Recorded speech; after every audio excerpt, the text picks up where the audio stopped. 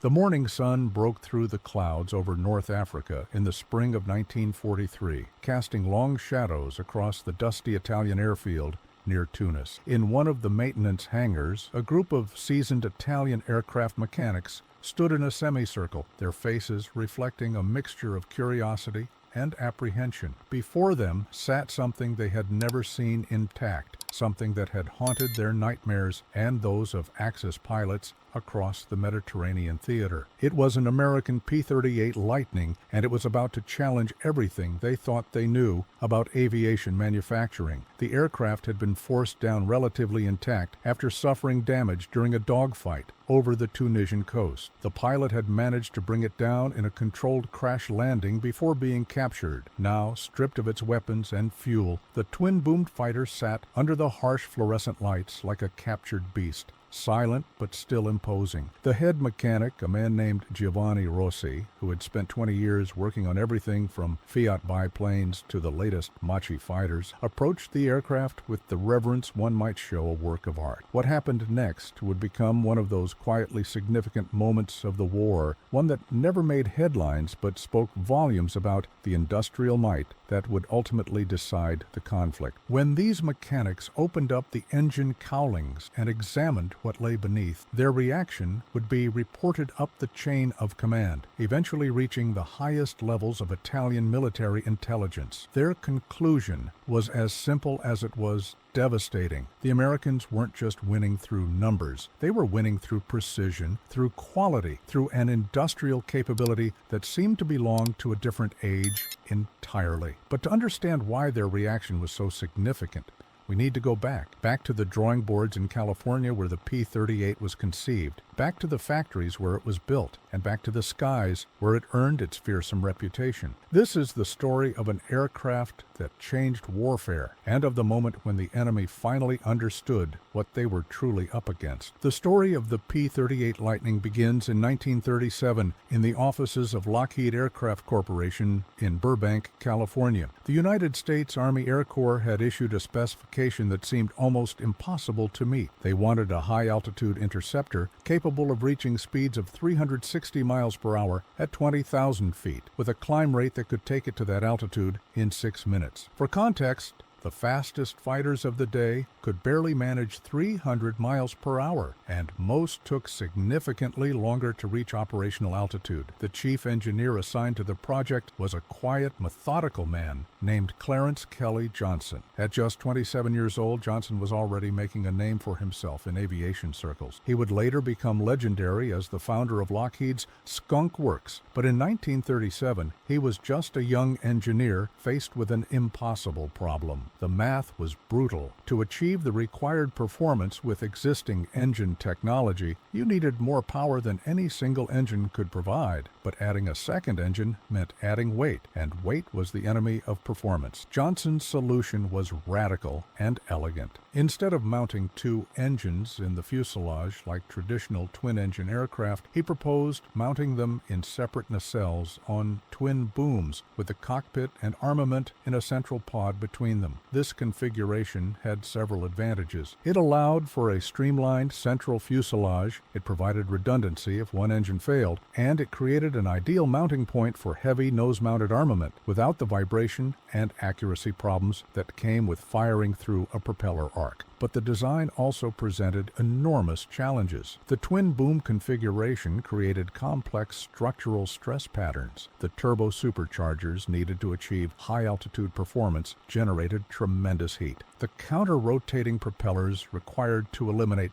torque effects meant two completely different engine variants, and perhaps most significantly, manufacturing such a complex aircraft to the tight tolerances required for high-speed flight would push American industrial capabilities to their limits. The prototype, designated XP-38, first flew in January of 1939 and immediately demonstrated both the brilliance and the challenges of Johnson's design. On its ninth flight, Lieutenant Ben Kelsey attempted a transcontinental speed record, flying from California to New York. He made it in 7 hours and 2 minutes, a new record, but the flight ended dramatically when the engines failed on approach to Mitchell Field, forcing Kelsey to make an emergency landing on a golf course. The aircraft was destroyed, but Kelsey walked away, and more importantly, the Army was impressed enough to order 13 pre-production aircraft. What followed was 2 years of intensive development, a period that would later be called the P-38's growing pains. The early models suffered from a litany of problems. The engines overheated, the turbo superchargers were unreliable, the control surfaces locked up at high speeds due to compressibility effects that were barely understood at the time. Pilots reported tail buffeting, engine fires, and a disconcerting tendency for the aircraft to enter uncontrollable dives at high speeds. But Lockheed persisted, and with each problem solved, the P-38 became more formidable. They developed better engine cooling systems, they improved the turbo supercharger reliability, they added dive flaps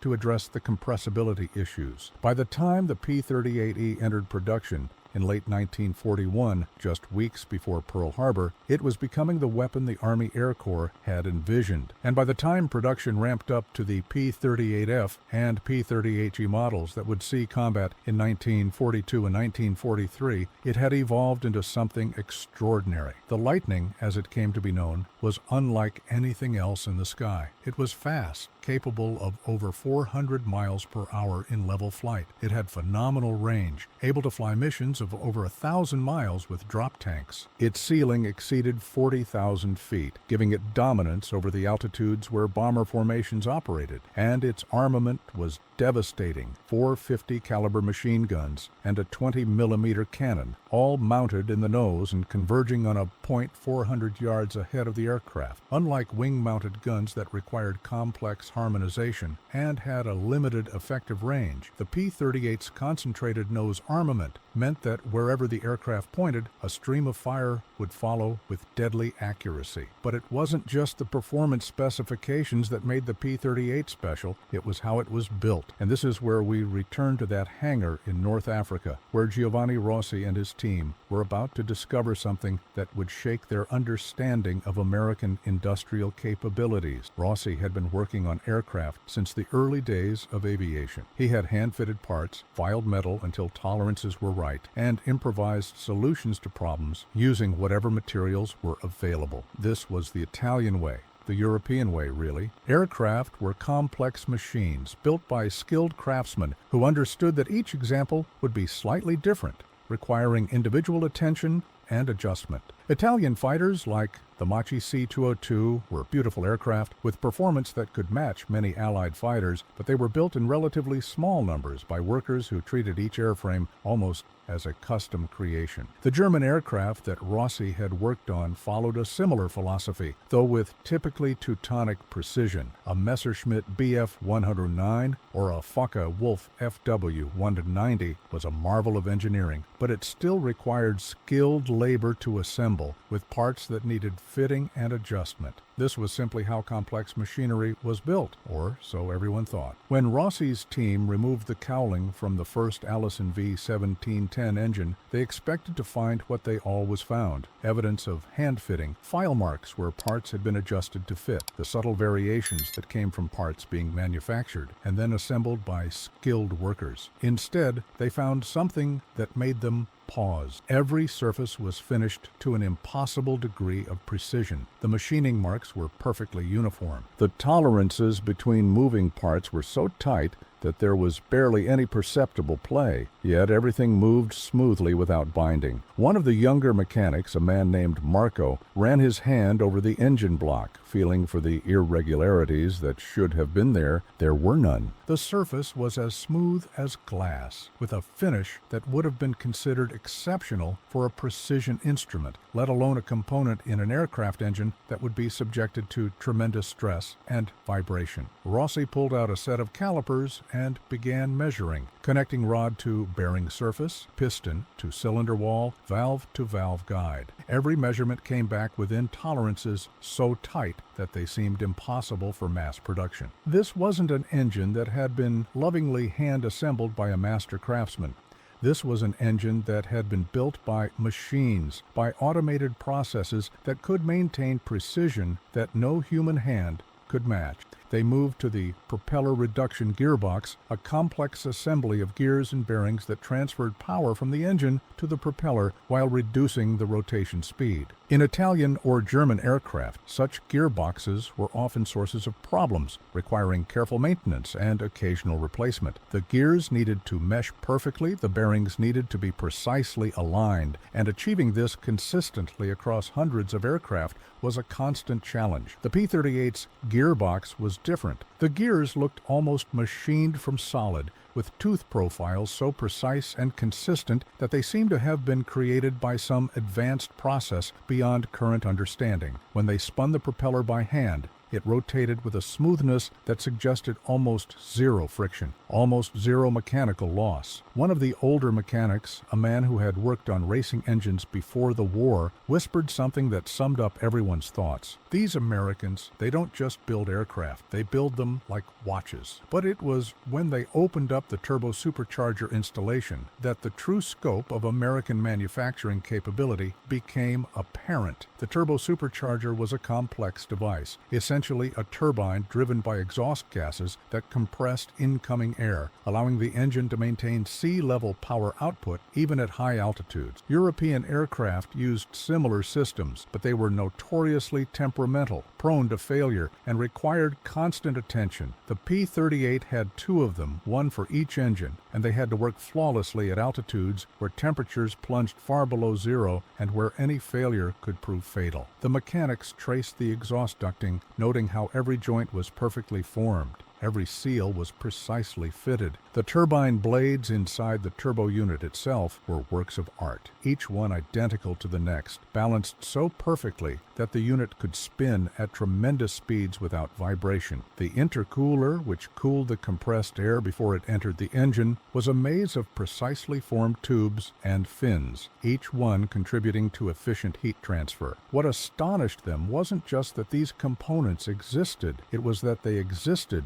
in an aircraft that they knew the Americans were building by the hundreds, soon to be thousands. This wasn't a hand-built prototype. This wasn't a limited production aircraft built in small numbers by specialized craftsmen. This was a production fighter, one of many rolling off assembly lines in California. Yet every component showed the same impossible precision, the same attention to detail, the same manufacturing quality. Giovanni Rossi sat down on a workbench, lighting a cigarette with hands that trembled slightly. He had been in aviation long enough to understand what he was seeing. The implications cascaded through his mind like dominoes falling. If the Americans could build one P-38 to these standards, they could build 1,000. If they could maintain these tolerances across 1,000 aircraft, they could maintain them across 10,000. And if they could achieve this level of precision with aircraft engines, they could achieve it with anything. One of his colleagues voiced the thought that everyone was thinking: how many of these do they have? How many can they build? The questions hung in the air, unanswered but terrifying in their implications. Italian intelligence estimated that perhaps a few hundred P-38's had been built. Looking at the aircraft before them, understanding the industrial capability required to produce it, those estimates suddenly seemed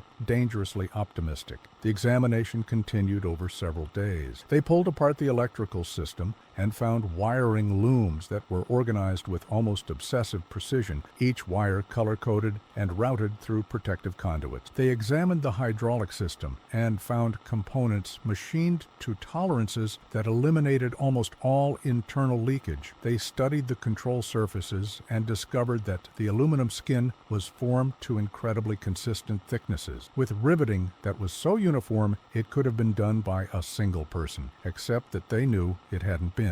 One particular discovery drove home the point more than any other. Deep in the tail boom, one of the mechanics found a small metal plate, no bigger than a playing card. Stamped on it was a date, a shift number, and a quality control inspector's code. The plate indicated that this particular section of the aircraft had been inspected not once but 3 times during assembly, each inspection logged and verified. The Americans weren't just building to high standards, they were documenting and verifying those standards at every step of the production process. This was mass production taken to a level that the Italian and German aviation industries had barely dreamed of. In Italy, aircraft production was a mixture of traditional craftsmanship and industrial processes. Skilled workers assembled aircraft largely by hand, using their expertise to overcome variations in component quality and fit. Production rates were limited by the availability of these skilled workers and by the time-intensive nature of hand assembly. A factory might produce 10 or 20 fighters per month, and even then,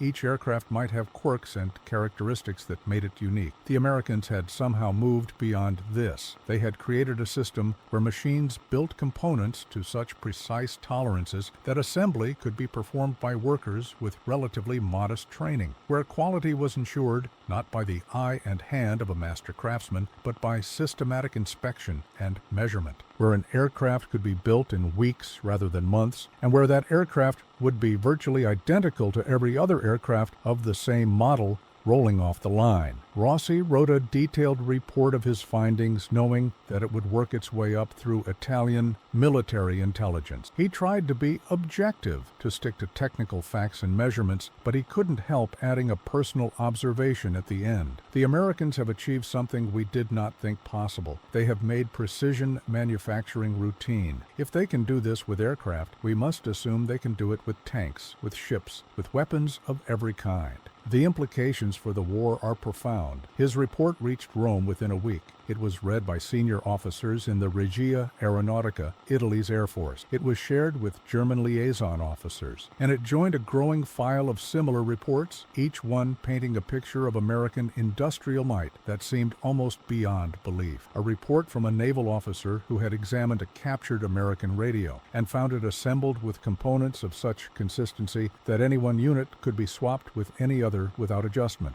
A report from an Army engineer who had studied a damaged American truck and marveled at the interchangeability of parts. A report from a weapons expert who had examined an American machine gun and found manufacturing techniques that allowed production rates 10 times higher than European equivalents. But numbers on a page, even detailed technical reports, couldn't quite convey the psychological impact of seeing it firsthand. The mechanics who worked on that P-38 in Tunisia understood something that couldn't be adequately expressed in an official report. They had seen the future of warfare, and it wasn't being decided by tactical brilliance or individual heroism or even by superior weapons design. It was being decided by factories, by manufacturing processes, by an industrial system that could turn out weapons of war with the same precision and consistency that it used to produce automobiles and refrigerators. The P-38 itself was living proof of this industrial might. By the time that aircraft landed in Tunisia in the spring of 1943, Lockheed was producing them at a rate of about 50 per week from their Burbank facility alone. The production line had been designed with the same attention to efficiency that had gone into the aircraft itself. Major assemblies, the center nacelle, the booms, the wings, moved through the factory on overhead conveyors. Workers at each station performed specific, well-defined tasks. Components arrived from suppliers already finished to precise specifications, ready to be installed without modification. The process was guided by something the Americans called production engineering, a discipline that treated the manufacturing process itself as a design problem to be solved. Every step was analyzed, optimized, and documented. Jigs and fixtures ensured that holes were drilled in exactly the right places on every airframe. Specialized tools made complex assemblies routine. And perhaps most importantly, a culture of continuous improvement meant that problems were identified and solved systematically, with solutions incorporated into the process to prevent recurrence. This was Henry Ford's assembly line concept, refined and elevated to a new level. Ford had shown that mass production could make automobiles affordable. The American aviation industry had shown that mass production could also make them precise, reliable, and sophisticated. The P-38 wasn't the only example. The B-17 Flying Fortress, the B-24 Liberator, the P-47 Thunderbolt, all were being produced in staggering numbers while maintaining quality standards that would have seemed impossible just a few years earlier.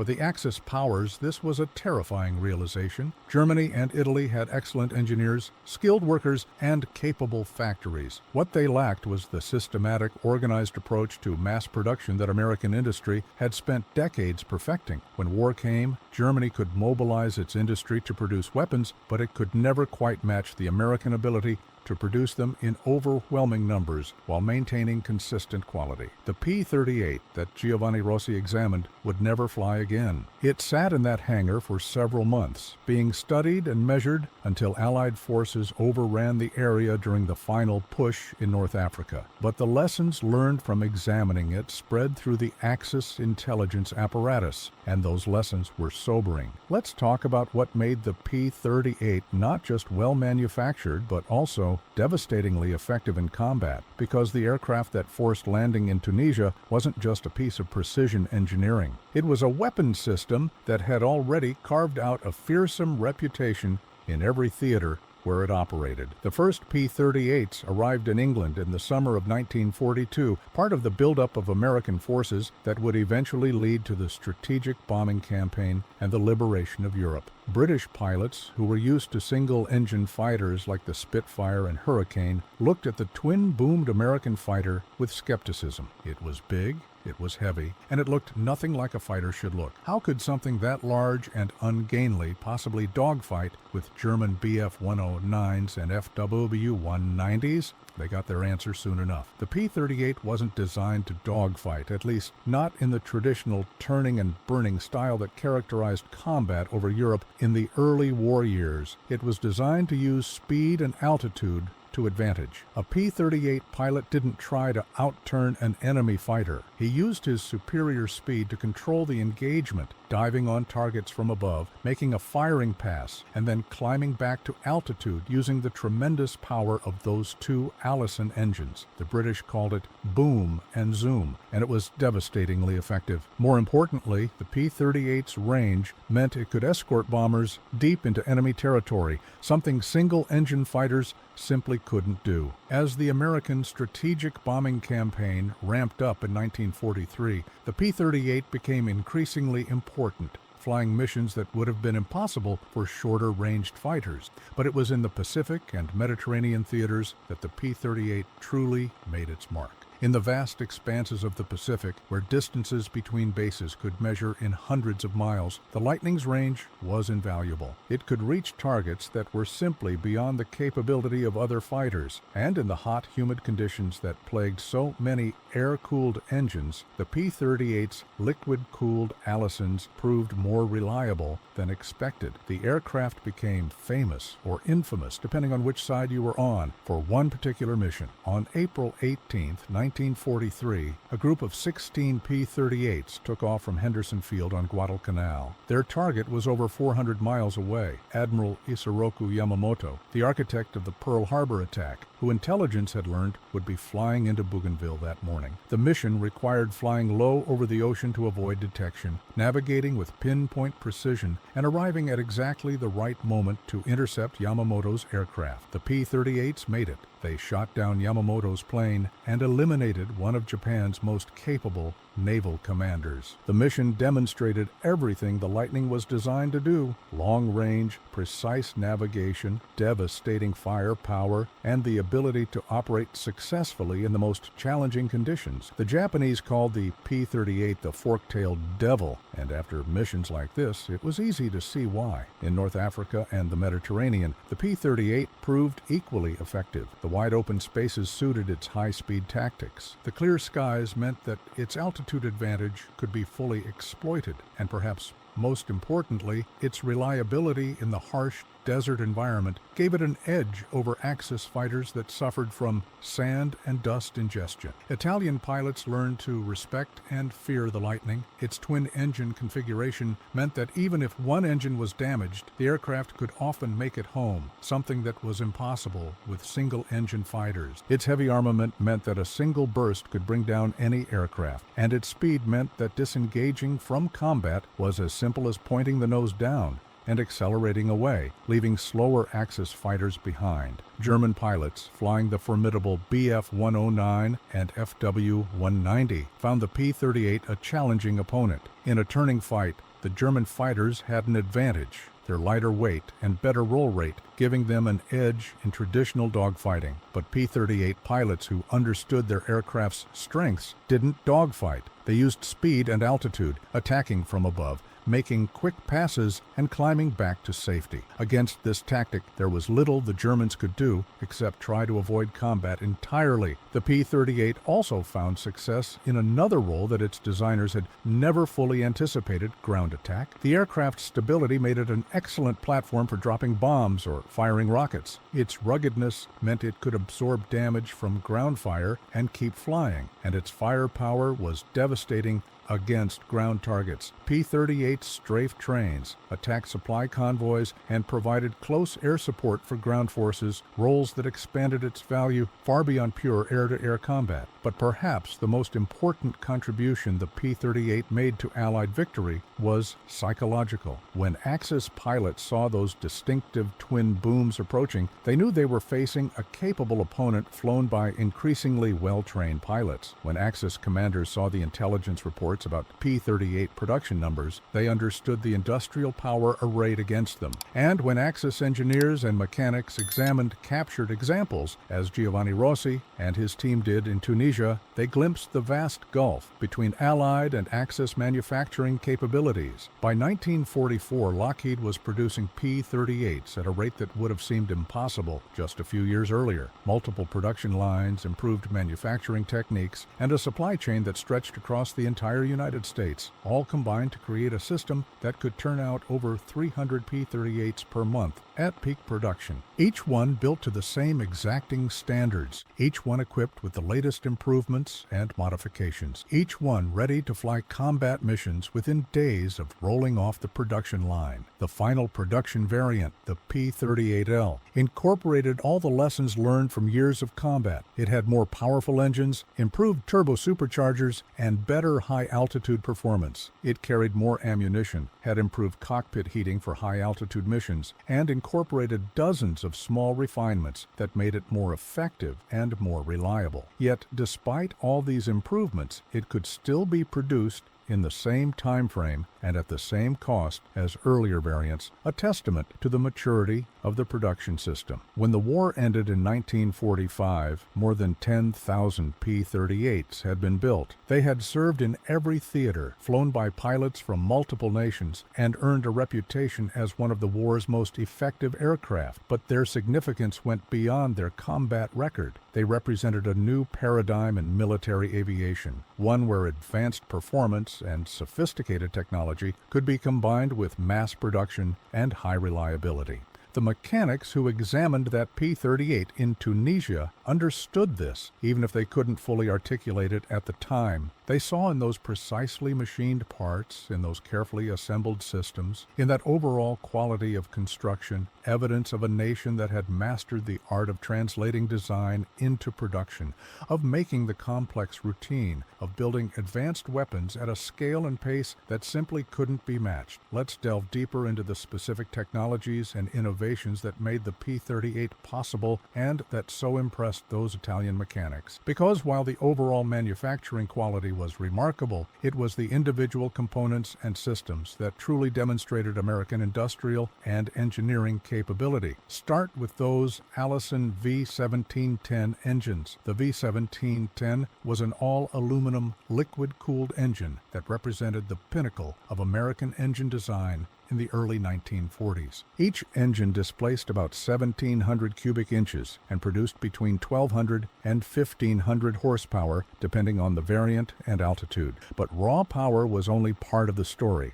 What made the V-1710 special was its reliability and its manufacturability. The engine block was cast as a single piece, a manufacturing feat that required precise control of metal composition and cooling rates. The crankshaft was forged and then machined to tolerances measured in thousandths of an inch. The connecting rods, pistons, and valves were all produced in quantities that would have been unimaginable in European factories, yet each batch maintained consistent quality. The key was understanding that in mass production, consistency mattered more than absolute perfection. It was better to have 10,000 parts that were all machined to a tolerance of plus or minus 1,000th of an inch than to have 100 parts that were perfect, but another 9,900 that varied wildly. The Americans had learned this lesson from decades of automotive production, and they applied it ruthlessly to aircraft engine manufacturing. The cylinder heads were particularly impressive. Each one had to accommodate multiple valves, spark plugs, and cooling passages. The valve seats had to be precisely machined to ensure good sealing. The combustion chamber shape had to be consistent to ensure even burning and maximum efficiency. In European engines, cylinder heads were often sources of problems, with variations in casting quality, leading to hot spots, cracking, and premature failure. The Allison heads were cast using carefully controlled processes, machined on automated equipment,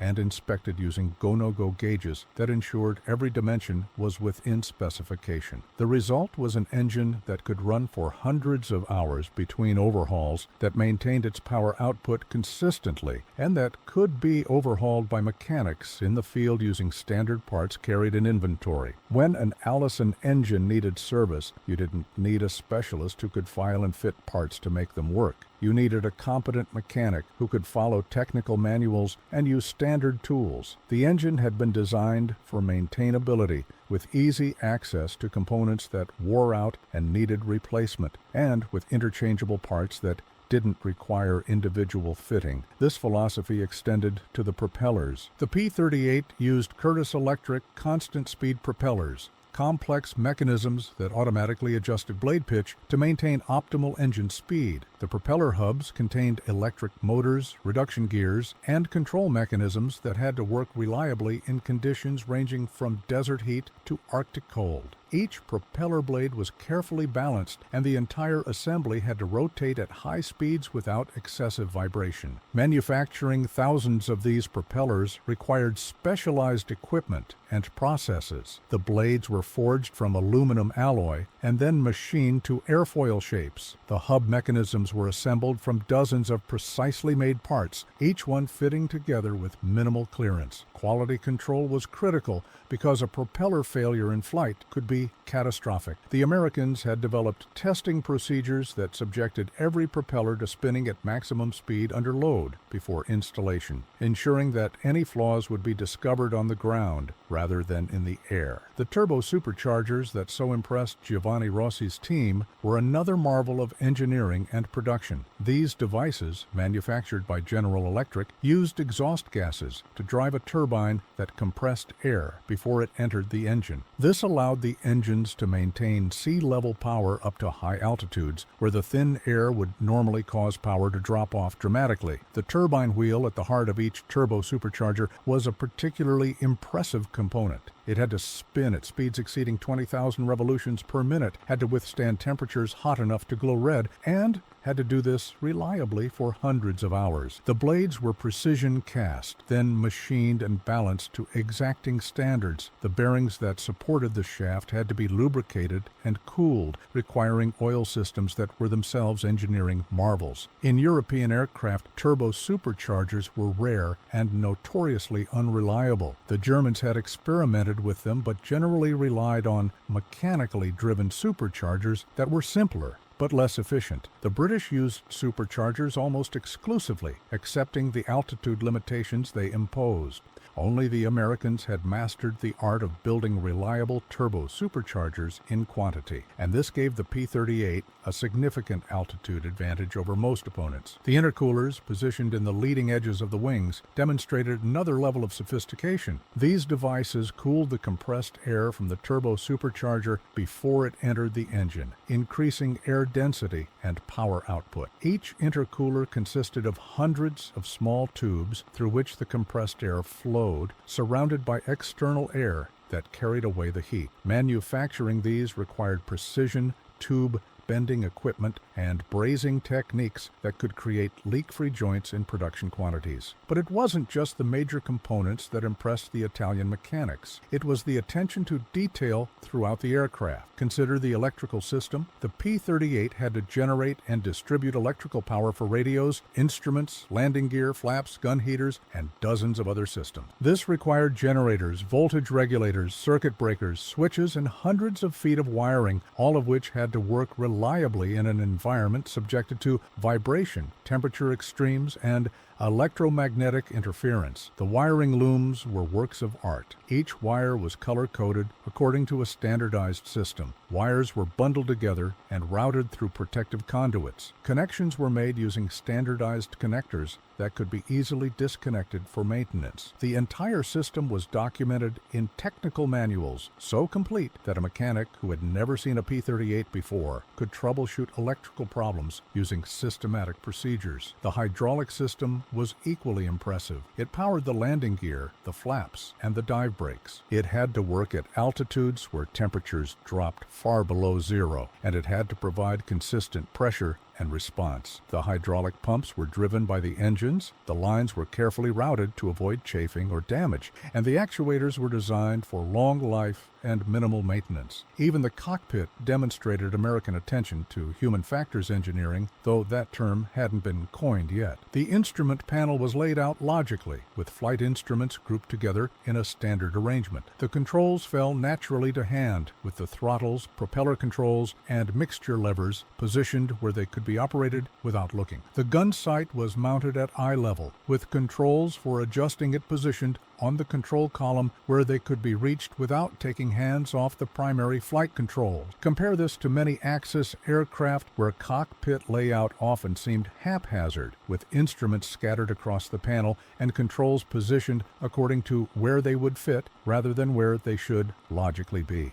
The Americans understood that pilot workload mattered, that reducing the mental and physical effort required to fly the aircraft allowed the pilot to focus more on fighting it. The manufacturing tolerances extended to the airframe itself. The skin panels were formed using hydraulic presses and dies that ensured consistent shapes and thicknesses. The ribs and stringers that formed the internal structure were stamped or milled to precise dimensions. The fit between components was tight enough to maintain aerodynamic smoothness, but not so tight that assembly became difficult or time-consuming. Riveting, a tedious and skill-intensive process when done by hand, had been partially mechanized. While hand riveting was still necessary in some areas, much of the structure used what was called flush riveting, where the rivet head was countersunk into the skin for improved aerodynamic smoothness. Specialized tools and techniques ensured that rivets were consistently set with the right amount of pressure, creating joints that were strong but didn't damage the surrounding material. The control surfaces, the ailerons, elevators, and rudders were covered with fabric in early models but later switched to all-metal construction. Each surface had to be perfectly balanced to prevent flutter, a potentially catastrophic phenomenon where aerodynamic forces caused the surface to oscillate violently. Balancing required adding weights in specific locations, and the Americans had developed procedures to do this quickly and accurately on the production line. Even the paint scheme and markings demonstrated systematic thinking. Early P-38's were painted in olive drab and gray camouflage, with specific paint formulations designed to withstand exposure to sunlight, temperature extremes, and harsh chemicals like aviation fuel and hydraulic fluid. National insignias and unit markings were applied using stencils and templates to ensure consistency. Later in the war, many P-38's were left unpainted, the natural aluminum finish reducing weight slightly and simplifying production. But this was only possible because the quality of the underlying surface finish was good enough that paint wasn't needed for corrosion protection. Giovanni Rossi and his team understood that what they were seeing wasn't the result of some secret technology or miraculous breakthrough. It was the result of systematic engineering, careful planning, and ruthless attention to process control. The Americans hadn't invented new metals or discovered revolutionary manufacturing techniques. They had simply applied known techniques, with a level of discipline and organization that European industry hadn't matched. This was perhaps the most demoralizing aspect of their discovery. If the Americans had some wonder weapon, some secret that couldn't be replicated, that would be one thing. But what they had was process, organization, and scale. These were things that theoretically could be copied, but in practice required an industrial infrastructure and culture that had taken decades to develop. Italy in 1943, with its economy strained by years of war and its industrial base inadequate even in peacetime, had no hope of matching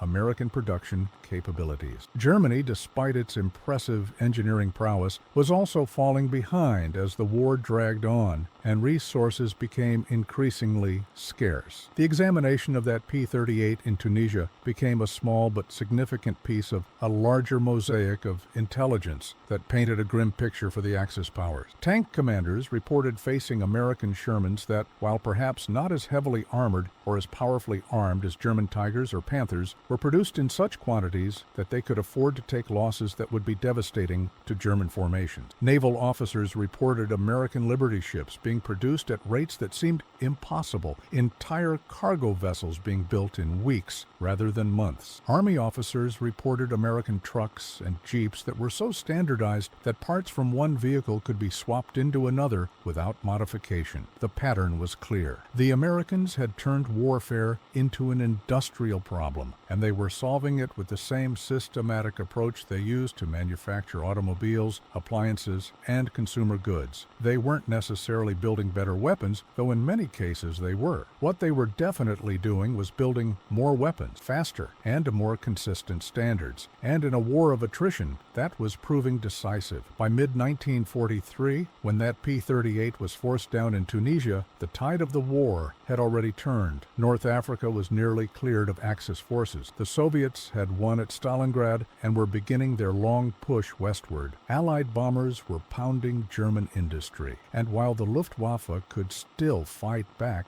it was becoming clear that they couldn't sustain the losses being inflicted on them. The P-38 and aircraft like it were both symbols and instruments of Allied industrial might. They were symbols because they demonstrated what American industry could accomplish when fully mobilized. They were instruments because they carried the fight to the enemy, providing the air superiority that made amphibious invasions possible, that allowed bombers to strike deep into enemy territory, and that gradually wore down Axis air power through sheer attrition. Giovanni Rossi's report made its way through channels, was filed away, and probably had minimal impact on Italian war planning. By the time it was written, Italy was already on the path toward surrender, which would come just a few months later in September 1943. But the lessons it contained about American industrial capability and the coming of truly modern mass production to military aviation were valid regardless of their immediate tactical impact. After the war, when historians and engineers examined the factors that led to Allied victory, the industrial contribution became impossible to ignore. The United States had produced over 300,000 aircraft during the war years, including over 95,000 fighters, over 97,000 bombers, and over 40,000 trainers. It had produced over 80,000 tanks, over 2 million trucks, over 40 billion rounds of ammunition. And it had done all this while simultaneously building a two-ocean navy, supplying its allies through Lend-Lease, and maintaining a civilian economy that, while certainly strained, never faced the severe shortages and hardships common in other combatant nations. The P-38 Lightning, with its precisely machined engines, its sophisticated systems, and its consistent manufacturing quality, was a microcosm of this larger industrial achievement. Each aircraft represented thousands of hours of labor, tons of aluminum and other materials, and the coordinated efforts of workers across dozens of factories and hundreds of suppliers. Yet they were produced at a rate that would have seemed impossible at the start of the war, and with a quality that held up under the most demanding combat conditions.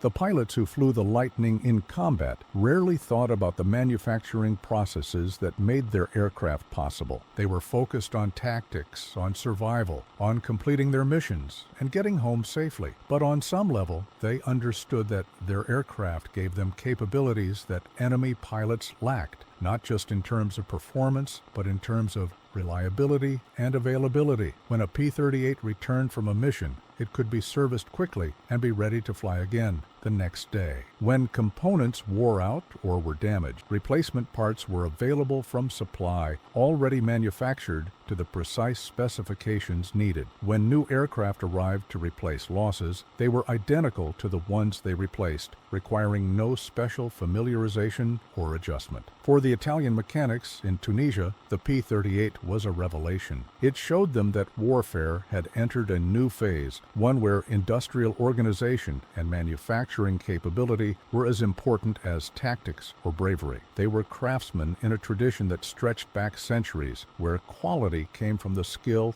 of the individual worker. What they saw in that hangar was evidence that quality could also come from process, from systematic engineering, from careful control of every step, from raw material to finished product. The implications were profound and extended far beyond the immediate context of the war. After 1945, the lessons learned from wartime production would transform global manufacturing. The techniques developed to mass-produce aircraft and weapons would be applied to civilian goods. The culture of continuous improvement, of systematic problem-solving, of treating manufacturing as an engineering discipline rather than an art, would spread throughout industry. The P-38 Lightning flew its last combat mission in August 1945, just days before Japan surrendered. Many of the surviving aircraft were scrapped in the post-war drawdown, their aluminum recycled into new products. A few were retained for testing or placed in museums, but their legacy extended far beyond their service life. They had proven that advanced aircraft could be mass-produced without sacrificing quality. They had shown that systematic engineering could create weapon systems of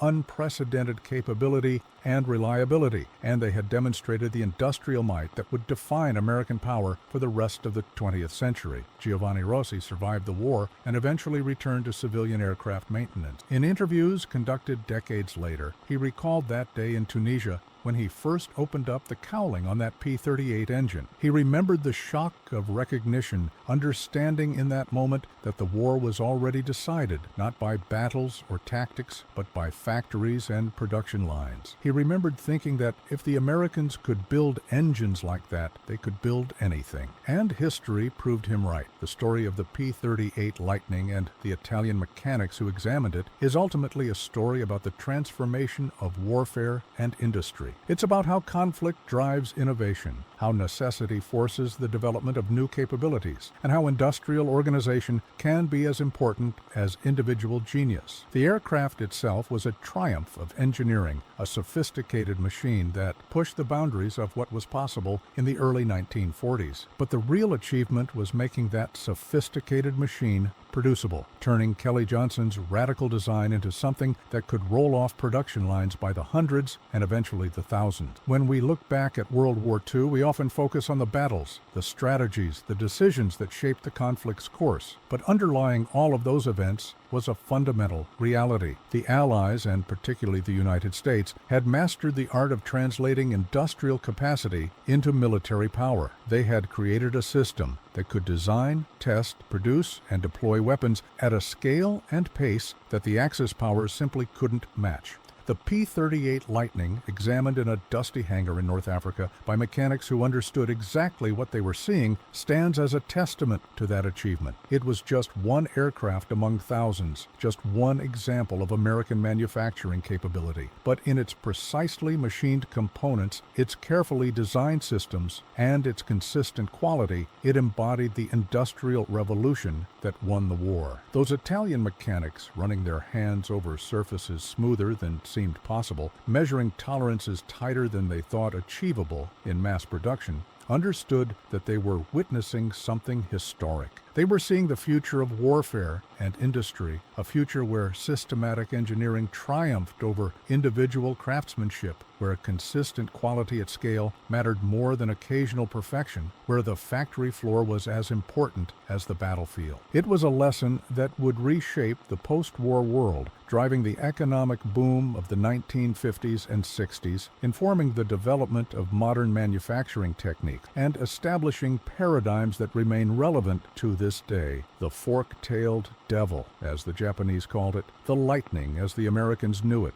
an engineering triumph, a manufacturing achievement, and a symbol of the industrial might that changed the course of history. And in a hangar in Tunisia, in the spring of 1943, a group of Italian mechanics understood all of this, perhaps more clearly than anyone else at that moment. They had examined the engine of American industrial power, and they couldn't believe what they found. But believe it or not, it was real, it was systematic, and it was unstoppable. The war would continue for more than 2 more years after that examination in Tunisia. Millions more would serve, fight, and perish. Cities would be bombed, nations would be liberated, and the map of the world would be redrawn. But the fundamental reality that Giovanni Rossi and his team discovered that day would remain constant. The Allies had the industrial advantage, and they were using it with devastating effectiveness. The P-38 Lightning was just one manifestation of that advantage, but it was a particularly elegant one, combining advanced design with manufacturing excellence in a way that exemplified the best of American engineering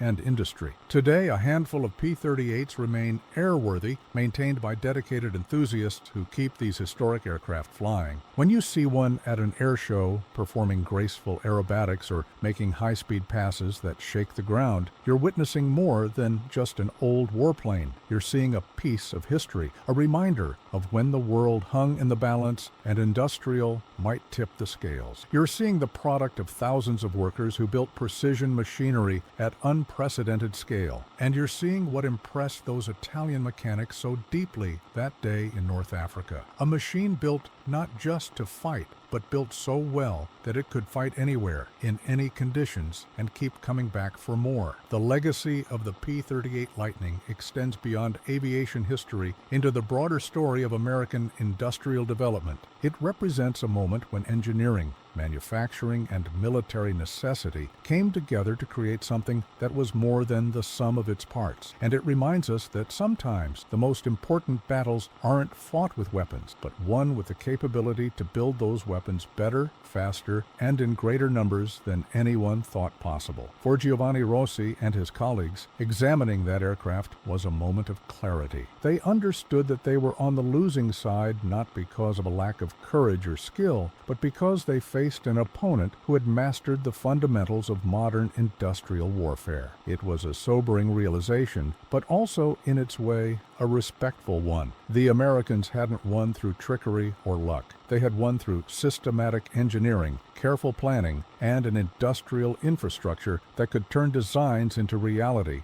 with speed and precision that seemed almost magical. That's the story of the P-38 Lightning and the Italian mechanics who examined its engine and couldn't believe what they found. It's a story about airplanes and engines, yes, but it's also a story about industry and organization, about the transformation of warfare, and about the moment when those mechanics understood that the war was already over, even though the fighting would continue for years to come. The machine they examined was impressive, but what really took their breath away was understanding what that machine represented, the vast industrial complex that could produce it and thousands like it, and the unstoppable force that such capability represented in the brutal arithmetic of modern war.